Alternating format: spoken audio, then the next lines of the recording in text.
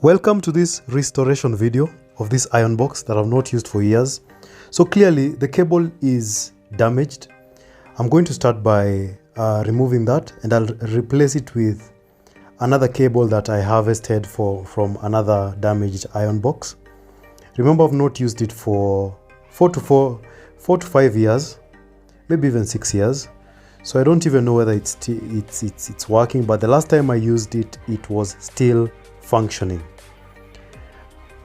So that I'm going to put away, and I'm going to upcycle it and reuse it in an electric project or in my art.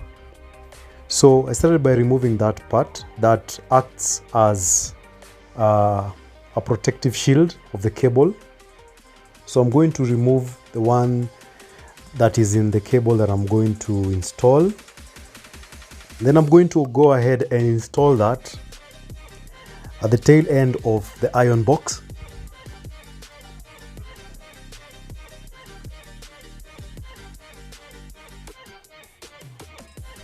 And once that is done, I'm going to go ahead and strip the wires, the live, neutral, and earth wire, and I'm going to reinstall them in the corresponding portals, making sure that I color match the corresponding colors according to the cable that I removed to prevent any electric damage to this appliance. So I went ahead and did exactly that.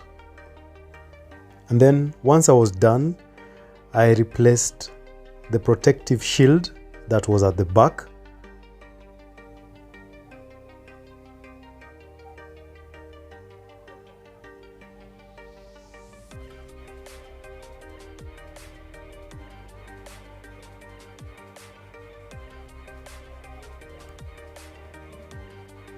And so now we go ahead and start restoring the exterior. So it's really been through a lot and it's gathered a lot of dust. So start by cleaning it with a dampened cloth. So that is what we did. As you can see, just to remove the top layer that is on the plastic and in the plastic. And since that was not enough to clean the product completely, we used Colgate. Toothpaste works as a very good cleaning agent for plastic. And when you apply it, as you can see, and leave it for a while, and then go on in round motions, it will eat through the dirt, ensuring you have a clean exterior plastic. And then after that, you're going to take a dampened cloth, clean it, then end up with a dry cloth just to clean it. Then now to the main restoration. Here I used some brake fluid on the underneath part that had developed some burnt areas that are hard to clean. Spread it out. Give it a few minutes to set so that it eats into that dirt. And then you're going to use a wire brush. Just gently rub on top. Alternatively, you can also use your old toothbrush. Do the same and you will see the dirt starts to lift off. So that's the first process. And then wipe off that dirt, as you can see. And then on to the next step. Remember, if you don't have the brake fluid, you can just use sandpaper, as I used in this case. Dip your sandpaper in water, then go in round motions, focusing your energy on the dirt. So in this case, I used the grit 120 to grit 800 sandpaper, ensuring that I have a smooth finish, almost to the manufacturer's smoothness or texture.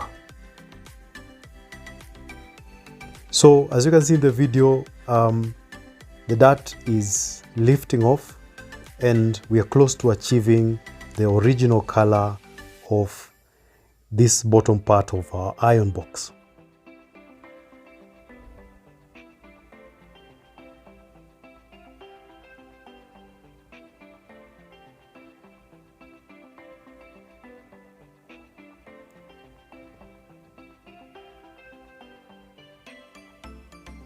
Finish off by wiping it with a piece of cloth, wet cloth and dry cloth.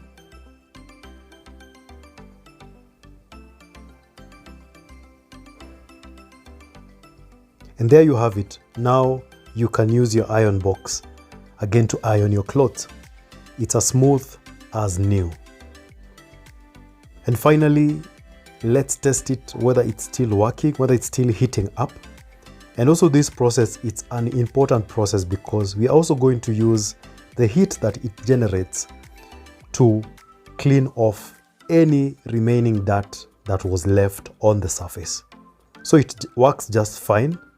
And I just use a cloth, a wet and dry cloth, to clean off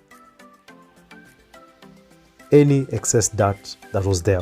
So thank you so much guys for watching this video. My hope is that you learned something new, and if you have not subscribed, please do subscribe and remember to hit that bell icon so that you don't miss any other of these informative videos. I'll see you in the next one. Bye bye.